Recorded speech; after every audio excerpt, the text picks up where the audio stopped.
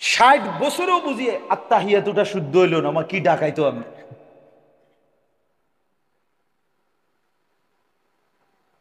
50 বছরের মধ্যে আপনার বুঝি দুরুদ শরীফটা দোয়ায়ে কুনুত এটা শুদ্ধ করে পড়তারলেন না, আপনি কি তো আসলে বলেন, আপনি কেমন শক্ত মানুষ? আপনি তো বড় শক্ত মানুষ, আপনার কলজা বড় পাথর কলজা মিয়া। এই জন্য দোয়া কালাম শুদ্ধ করতে হবে মিয়া সাহেব, খামখেয়ালি করলে হইতো এখানে ফানসা বাইসা বাইয়া জিমে জিমাইয়া কথা কইলেই হবে না, লম্বা লম্বা ফাকনা আলাপ করলেই হবে না। দিন তামাশার নাম, আখেরাত এত সস্তা কোনো জিনিসের নাম নয়, জান্নাত কোনো মাংনা জিনিসের নাম না, এটা কোনো 10-5 টাকার খরচ না।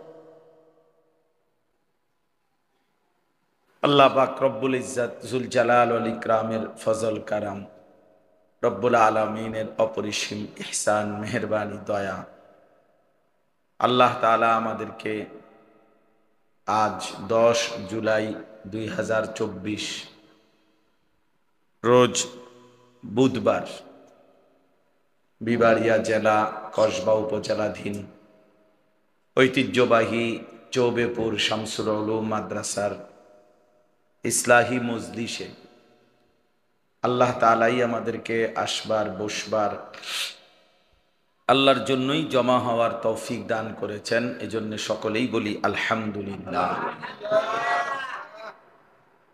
মোহতারাম হজরত মৌলানা সৈয়দ মাহবুব আল মাদানী সাহেব দামাত বারাকাতুহুমুল আলিয়া,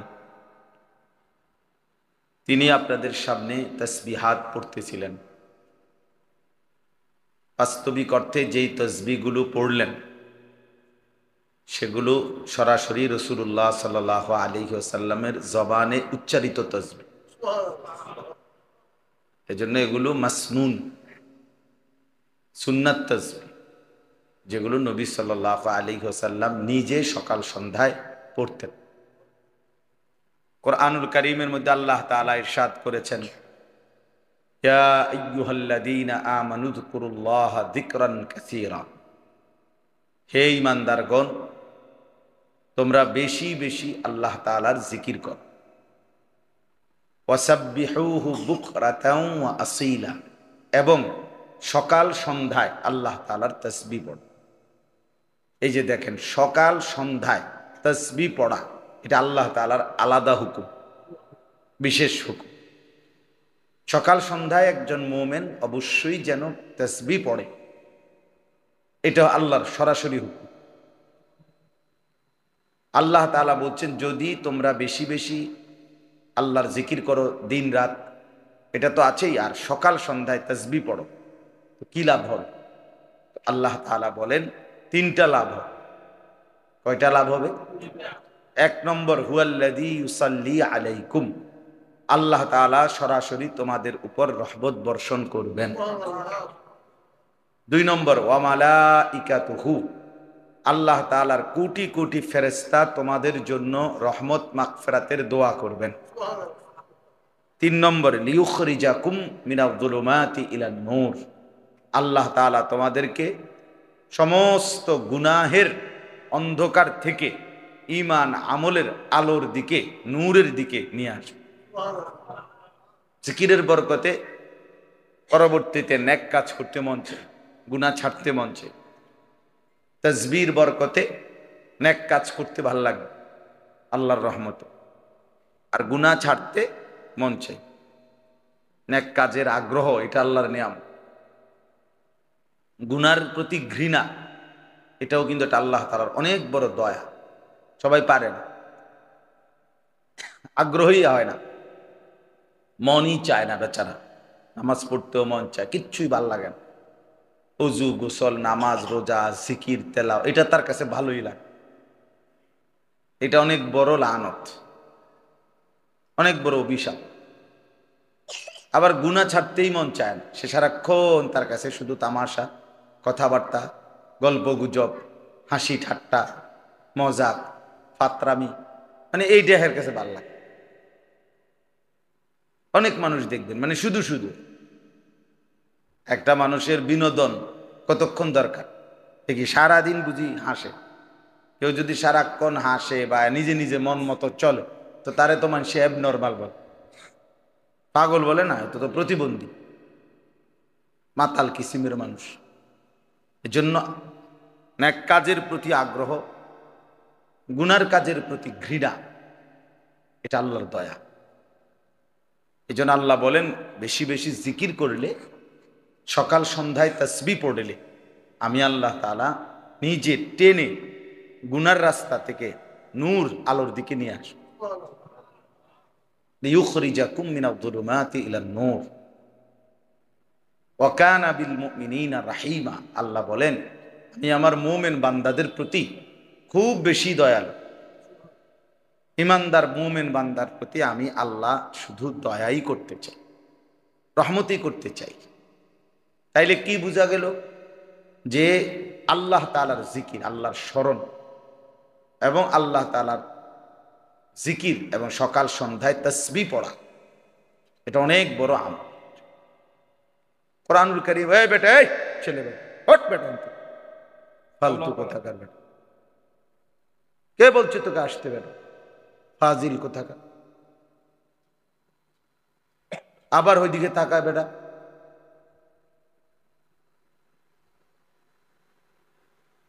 তোকে আসতে বলছে কে? বেটা হাম্মক বসছে ধরে হের লগে খটর খটর করতে আছে, আমি দেখি না বেটা?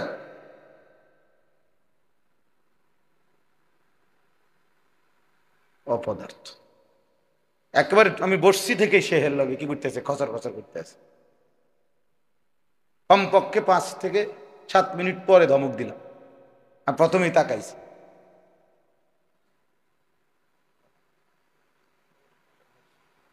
সারাক্ষণ বান্দরামি, মানে এটা এক ধরনের মানুষের খাসিয়ত। দেখবে কি করে কখনোই এর কাছে বুঝে না, সারাক্ষণই কি করতে মন চায়। আস্তাগফিরুল্লাহ। চলেন, আমি ছেড়ে দেওয়ার মানুষ, সোজা হিসাব আমার। পারলে কমু, না পারলে কইতাম না, কিন্তু আমাকে ছাইড়ে দেওয়ার মানুষ আমি না। এটা আমার তবিয়ত, জিন্দেগি। শতভাগ আমানত নিয়েই, দায়িত্ব নিয়েই কথা বলতে চেষ্টা করি। আমার কথা হলো, আমারই শ্রোতা যতক্ষণ আমার সামনে বসছে, আমার জিম্মাদার এদের দিকে খেয়াল রাখ। ওটা বইয়া বইয়া বন খাইবো, বুট খাইবো, ঠ্যাঙালগি দিব, নাক খাই যাইব, দাঁত পান চাবাইব, খসর খসর করবো, আর আমি ওয়াজ করবো। জান না, এরম দান আমি বাইন নাই না। এটা কোন কথা? আমি কথা বলেন, এটা ইনসাফ হইল? তো চলেন, আল্লাহ তাআলা কোরআনুল কারীমের মধ্যে বলছেন, ওয়াযকুর রাব্বাকা ফী নাফসিক। হে নবী, আপনি আপনার রবের জিকির করুন। কেমনে করবেন? ফী নাফসিক, 1 নাম্বার দিলে দিলে, অন্তর। শুয়ে আছেন, ঠিক আছে, বা কোনো কাজে আছেন, তো দিলে দিলে আল্লাহর জিকির করে। 2 নাম্বার তাদাররুআন ওয়া খীফা, যেভাবেই করেন তবে বিনয়ের সাথে, মহব্বতের সাথে করবেন।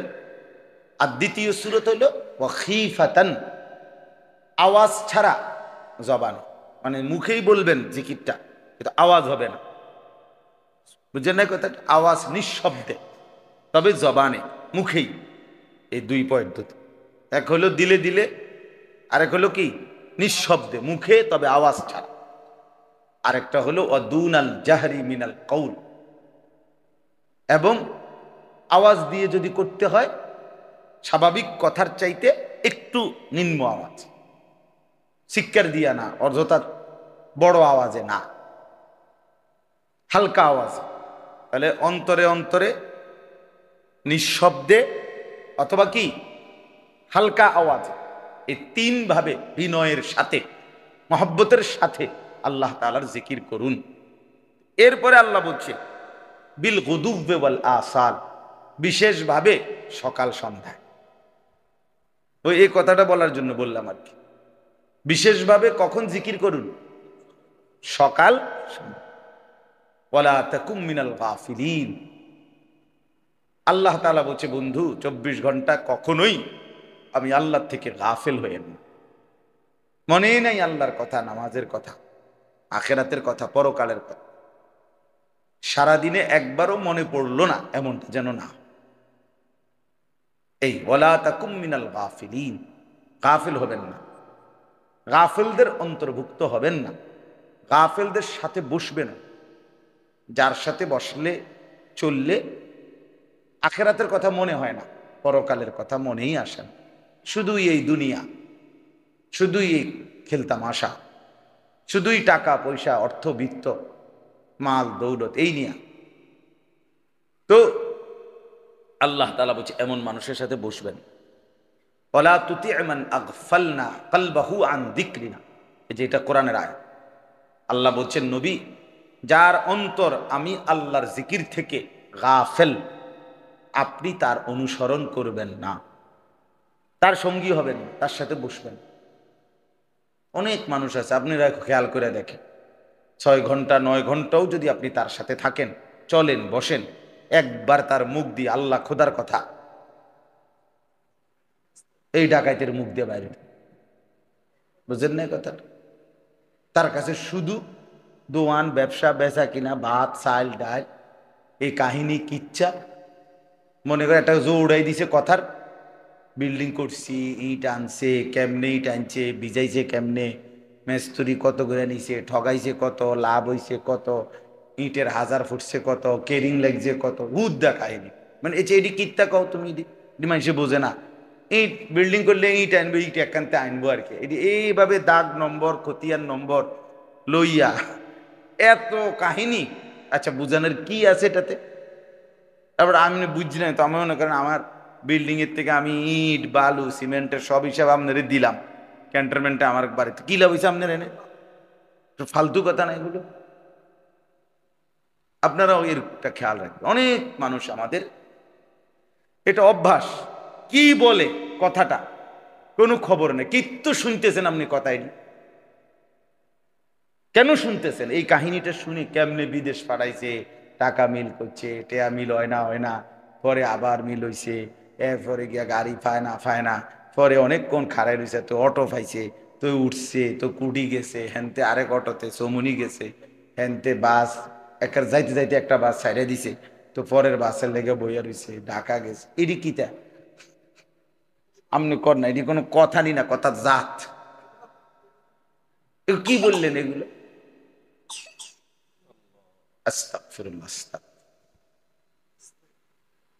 কোরআনুল কারীমের মধ্যে আল্লাহ তাআলা বলেন, মা ইয়ালফিজু মিন কাউলিন ইল্লা লাদাইহি রাকিবুন আতীদ। আল্লাহ তাআলা বলে, বান্দা তোমার জবান দিয়ে যেই কোনো শব্দ, কথা, আওয়াজ যাই বের হয়, আমার সর্বক্ষণ ফেরেশতা নির্ধারিত আছে, সে সেটা লিখে ফেল। তৎপর, 1 সেকেন্ড যার কোনো ছুটি নাই, বিরাম নাই, বিশ্রাম নাই, ক্লান্তি নাই, অবসর নাই, এমন তৎপর সদা জাগ্রত ফেরেশতা লিখতেছে।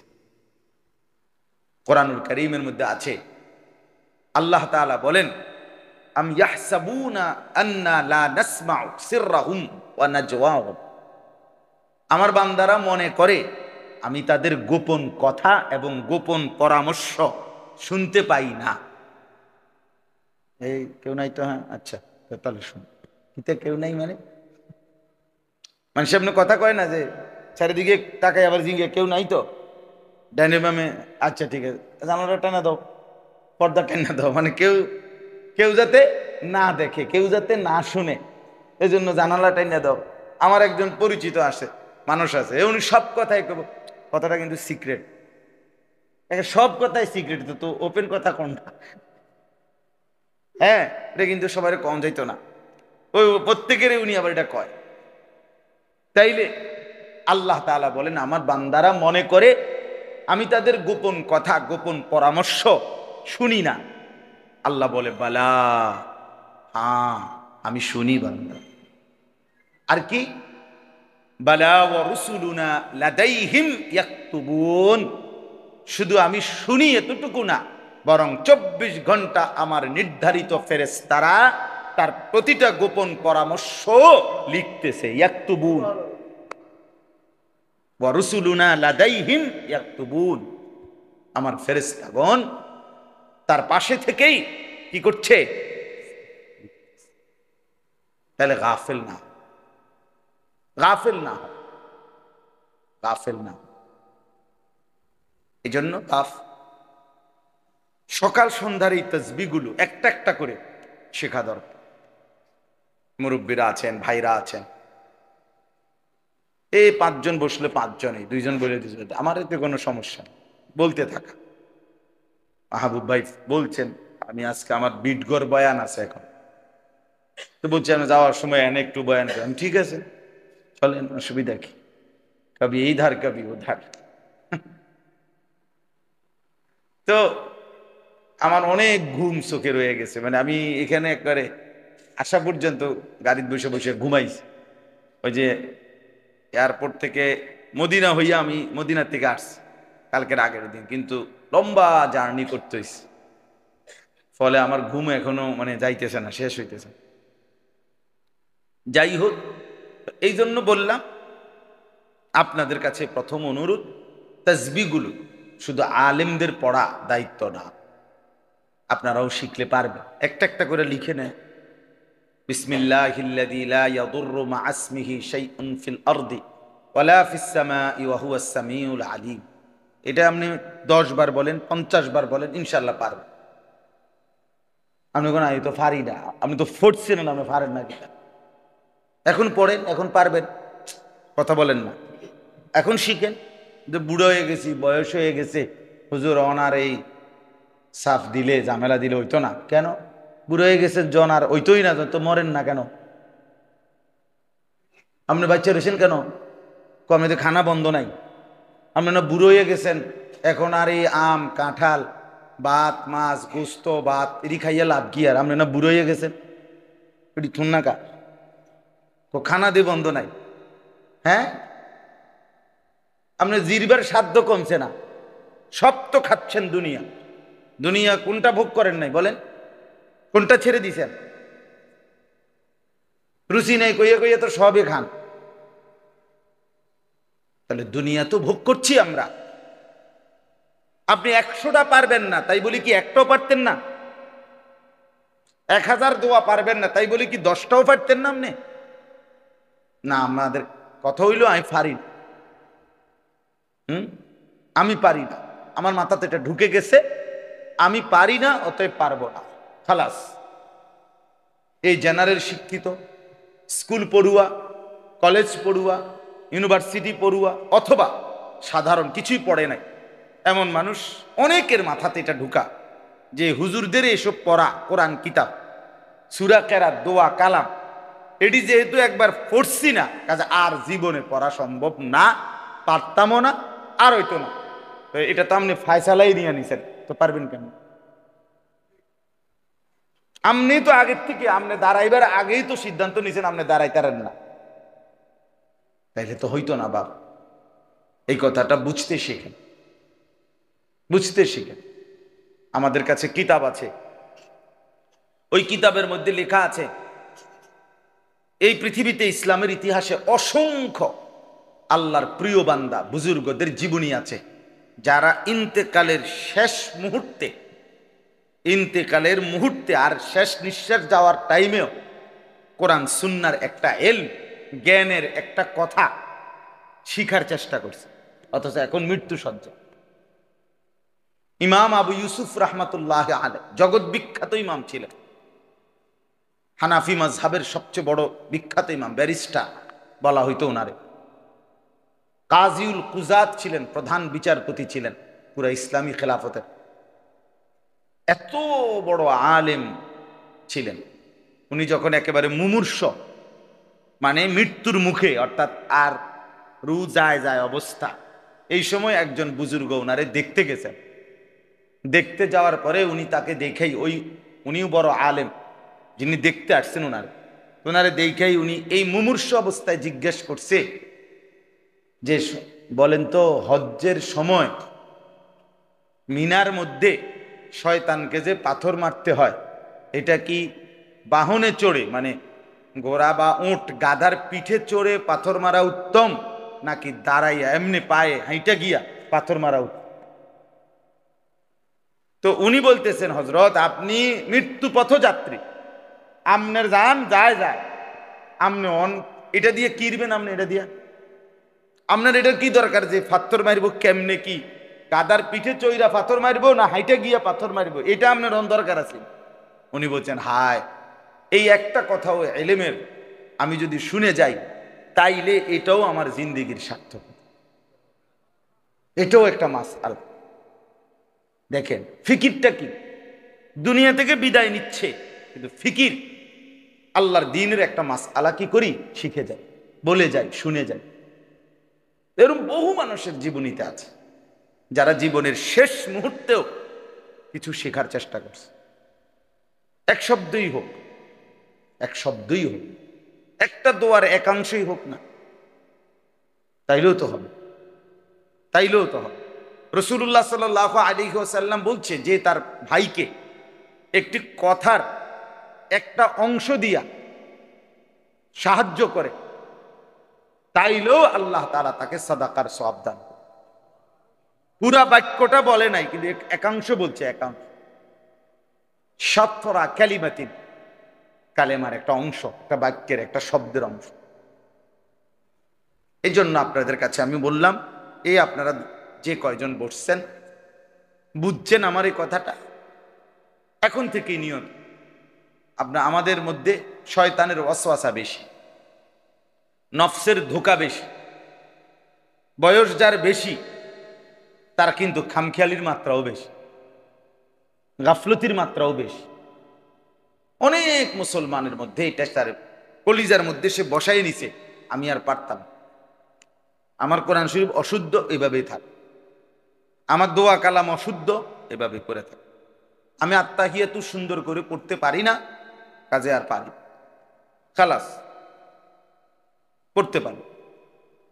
একজনের শুনলাম আজান দিতেছে, আজানের মানে আজানের পরে আজানের দোয়া এবার মাইকে কইল, শুনলাম। এবার এমনি গ্রামে খুব খ্যাতিমান মানুষ, আমি একদিন শুনছি উনি ফজরের আজানের আপনার পরে কি কয়, আজানের দোয়া, আল্লাহ সুবহানাল্লাহ, কি কইল এটা? এই 1450 বছরের ভিতরে এত ভুল, এত অশুদ্ধ 1400 বছরের ভিতরে কেউ পড়ছে না আমার মনে হচ্ছে। তে বেটা এটা কি কইল? একেবারে অশুদ্ধের শেষ, কিন্তু মাতবুরিতে হেবড়া ওই গ্রামে সবাই আগে যেই কোনো কথা হেবড়াতে বেশি বুঝে এমন প্রাণী পৃথিবীতে 18,000 মাখলুকাতের মধ্যে নাই, আল্লাহর সৃষ্টির মধ্যে এমন এত বড় জ্ঞানী আর কেউ না, উনি সব বুঝেন, আমি চিনি হেরে, কিন্তু আজানের দোয়াটাও কোনদিন শুদ্ধ বলতে পারে। তো তা আপনি কি জিনল, কি বুঝলেন আপনি বলেন? 60 বছরও বুঝিয়ে আত্তাহিয়াতুটা শুদ্ধ হইল না, আমার কি ডাকাইতো আপনি?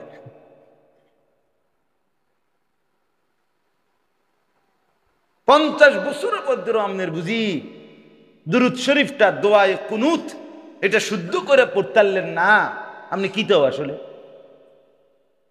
বলেন?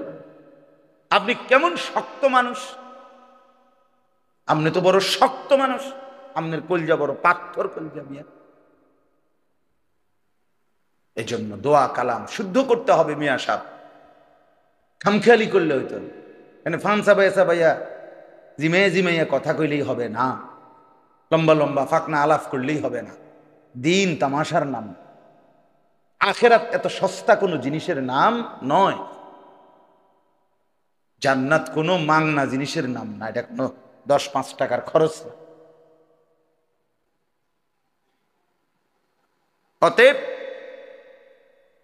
আজকে ইনশাআল্লাহ নিয়ত করেন, সকাল সন্ধ্যার এই তসবিহগুলো মাহবুব সাহেবের কাছে আসেন, আপনি আইয়া বলে হুজুর আমার একটা কিছু লিখে দেন ভাই, আপনাকে কারো ভাই কারো বাতি যায়, এবার তো আপনাকেই ছেলে, তো লিখে নেন, একটা দোয়াই লিখে নেন না, একটা দোয়াই 15 দিন পড়েন, 50 দিন পড়েন, আল্লাহ দেখবে যে আমার বান্দা শেখার চেষ্টা করতেছে, এই উসিলায় আল্লাহ মাফ করে দিবে। কিন্তু গাঁর তেরামি, গাঁর ফাঁক দিয়ে থাউন যে না আমি শিখতাম না বেটা, তোমার সমস্যা কি? না আমার কোনো সমস্যা না, আমনের সমস্যা মিয়া, আমার সমস্যা কি লেগে? আমারটা তো শুদ্ধ ইনশাআল্লাহ, আমি ঠিক করে লইছি, আমার অসুবিধা হইব কি লেগে? আমনের অসুবিধা হইব দেখে না মিয়া বলতেছি মিয়া আপনারে যে নামাজে অশুদ্ধ পড়া নামাজ ভঙ্গের 1 নম্বর কারণ। আপনি এখানে জিগান, এই মাদ্রাসা নুরানির বাচ্চারে জিগান, এখন জিগান, নামাজ ভঙ্গের কারণ 19টি। তার মধ্যে 1 নম্বর কারণ কি? নামাজে অশুদ্ধ কোরআন পড়া। তাহলে সূরা কেরাত যার অশুদ্ধ, তার নামাজ হয় না, আমি টোটালি হয় না, কিচ্ছু হয় না, কিচ্ছু হয় না। আপনি কবেন আল্লাহ ভরসা, আল্লাহ মাফ করবে, আল্লাহ কইছি নি আমি মাফ করবো, আপনি এই কথাটা আমার দেখান, তাহলে আমি কানে ধরে বটনি লাগাম। আল্লাহ বলছি কিনা কোথাও যে তুই অশুদ্ধ পড়তে থাক বান্দা, আমি মাফ করে দেবো, এটা আল্লাহ কইছি নি? কথা বলেন না কেন ফরিদ ভাই? তো তাহলে হেবড়া কি বুঝে কয় এটা আল্লাহ ভরসা? আল্লাহ বলছি নি আপনি এটা আমার কোন যে আমি ভরসা তুমি অশুদ্ধ পড়ো? তাইলে অনেক মানুষের মুখে এটা শুনবেন, দেখবেন কথা কথা সিহন আলাপ করে আল্লাহ ভরসা চাই, মারতেন না চাই, আরে হুজুররা এরম হইতো লাগলে কথা কথায় কয় মাইক ফাইলে ইডি আমরাও কইলাম হইলে, আরে বাপরে ডি ফানসু আর ইয়ে না আর কি কথা,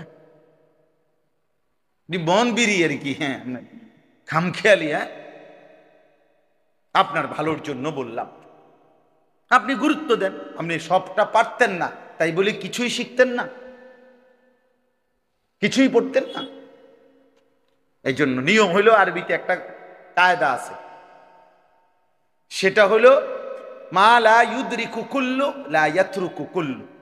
যে জিনিস সবটা অর্জন করা যাবে না, এই কথা মনে করে সবটা ছেড়েও দেওয়া যাবে না। বুঝছেননি ফরিদ ভাই? মা লা ইউদরিকু কুল্লু লা ইয়াতরুকু কুল্লু। আমি পুরাটা গোলাই থাকতাম না, এর লাগে আমি পুরাটা ছেড়েও দিতাম না, আমি যেদূর পারি এদূর আগায় রাখি। হুজুরে 100টা দোয়া পারে তো আমি একটাই শিখি, হুজুরে 50টা দোয়া পারে তো আমি একটাই শিখি। অসুবিধা কি ভাইয়া? অসুবিধা কোথায় চাচা? আল্লাহ আমাদেরকে বুঝ দান করেন, আল্লাহ তাআলা আমাদেরকে কবুল করেন।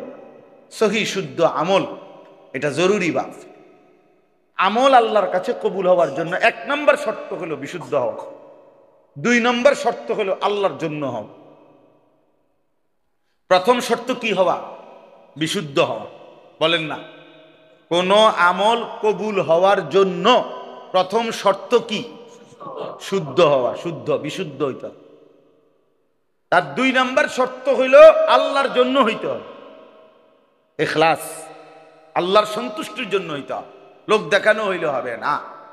লোক দেখা আমি নিজে দেখছি, আমার এই 2 চোখে কোরবানির গরু কিনছে বেড়া, আমিও কিনছি গরু এক লগে, হাসিলের জায়গার মধ্যে, ওই যে হাসিল করে যে এবার এনে দাঁড়াইছে, আমিও দাঁড়াই না পাশে, হেবড়ার নাম হাসিল 200 টাকা। তো হাসিলে ফোলায় ওটার নাম, ওটা দেখছি নে, ওটার নাম লিখছে আর মনে করেন, নাম লেখার পরে ওটার নামটা দেখছে, দেখে ফোলারে এক ধমক দিস, সুন্দর করে নাম লেখ বেটা, সুন্দর করে নাম লেখ। হেইতে কইতে আছে, কয় আচ্ছা আমি তো আপনার নাম তো এইটাই আমি জানি, তো এইটাই তো আপনার নাম লিখলাম, তো এটা আলহাজ লেখ, আলহাজ, আলহাজ লেখ, সুন্দর করে নাম লেখ। টের পাও না তো, টেয়া পয়সা কেমনে যা, 5টা লাখ টাকা খামখেয়ালি বেটা এটা। আচ্ছা বলেন আপনি এটা কি কি সুন্দর করে নাম লেখাইলেন, কি তাই 200 টাকার এই হাসিলের কাগজের মধ্যে আপনার আলহাজ লিখলেই কি আর না লিখলেই কি, কাগজটা দিয়ে কি আপনি পানি চুবাইয়া খাইবেন? হ্যাঁ বলেন, আল্লাহর জন্য হইতে হবে। কার জন্য হইতে হবে? আল্লাহর জন্য। ফামান কানা ইয়ারজু লিকা রাব্বিহ ফালিয়ামাল আমালান সালিহা ওয়ালা ইউশরিক বিইবাদাতি রাব্বিহি আহাদা। রব্বুল আলামিন বলে, তোমরা যারা আমি আল্লাহর সাক্ষাৎ পরকালের মোলাকাত চাও, তাদেরকে দুইটি কাজ করতে হবে। এক নাম্বার, সব আমল বিশুদ্ধ করতে হবে। ফালিয়ামাল আমালান সালিহা, সালিহা মানে বিশুদ্ধ, প্রত্যেক আমল করা চাই বিশুদ্ধভাবে। দুই নাম্বার, ওয়ালা ইউশরিক বিইবাদাতি রাব্বিহি আহাদা, আল্লাহর ইবাদতের সাথে মধ্যে আল্লাহর সাথে আর কাউকে মিলাইতে পারবা না, শুধুই আল্লাহর জন্য। শুধুই কার জন্য? এই দুই জিনিস। ফামান কানা ইয়ারজু লিকা রাব্বি, আল্লাহর সাক্ষাৎ যদি পেতে চাও, জান্নাত যদি পেতে চাও, আল্লাহর সাক্ষাৎ পাবে কে? জান্নাতি হবে যে। জান্নাতি হবে যে আল্লাহর সাক্ষাৎ পাবেই সে। এটা একটার সাথে কি অঙ্গাঙ্গি ভাবে কাগজের এই পিটোপি। আল্লাহর সাক্ষাৎ পাইছে যে, সে বুঝা গেল সে জান্নাতি হইছে। আর জান্নাতি হইছে যে, সে বুঝা গেল সে আল্লাহর সাক্ষাৎ পাবেই পাবে। এই জন্য আমরা গুরুত্ব দেন বিষয়টাকে। একটা কথা কমপক্ষে বুঝে নিলেন যে আমার সহি শুদ্ধ করা দরকার। নামাজ প্রতিদিন পড়েন, তাসবিহ প্রতিদিন পড়েন, আত্তাহিয়াতু প্রতিদিন পড়তে হয়। কেন ঠিক করবেন না? সময় বের করে, সময় বের করেন। দুনিয়ার প্রয়োজনে শত ব্যস্ততার ভিতরে দিয়েই তো আমরা সময় বের করি, করি কি না বলেন? তো আখেরাতের জন্য বের করবেন। আপনার আখেরাত, আপনার কবর, আপনার পর।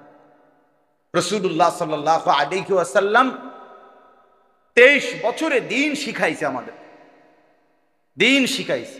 নবী সাল্লাল্লাহু আলাইহি ওয়াসাল্লাম পৃথিবীতে আসা মানে কি? তাবারুক শুধু ফু দিয়ে দিছে, তাবিজ দিয়া দিছে, এই তাবিজ চাইয়া আবার এরপর রোলারা লেখা লইবা, এই এতটুকুর জন্য নবী 23 বছরে তিনি শুধু সমস্ত সাহাবীরে একটা একটা তাবিজ লিখে দিছে, এই তো না? সবাই এক গ্লাস করে করে পানি ফু দিয়া সারছে, এই তো না?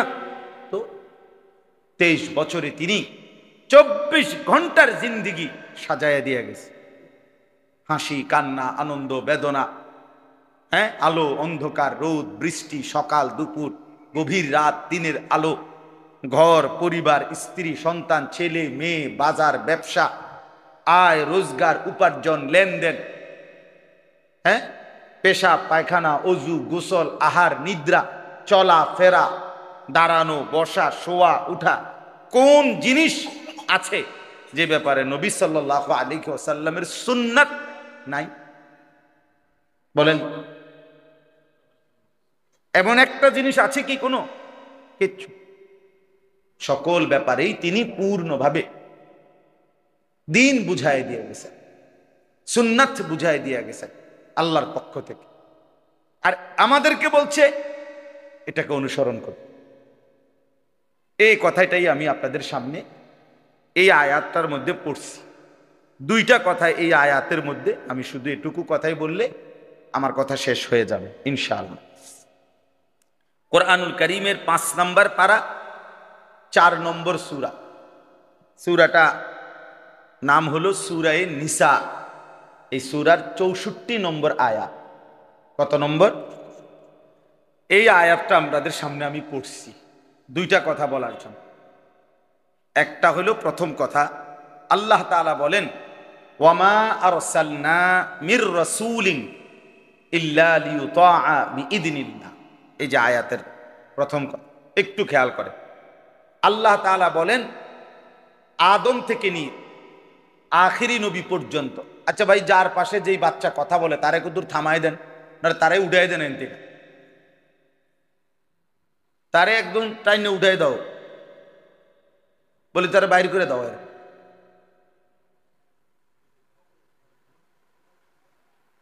জি বলতেছি, আল্লাহ তাআলা বলেন ওয়ামা আরসালনা মির রাসূলিন।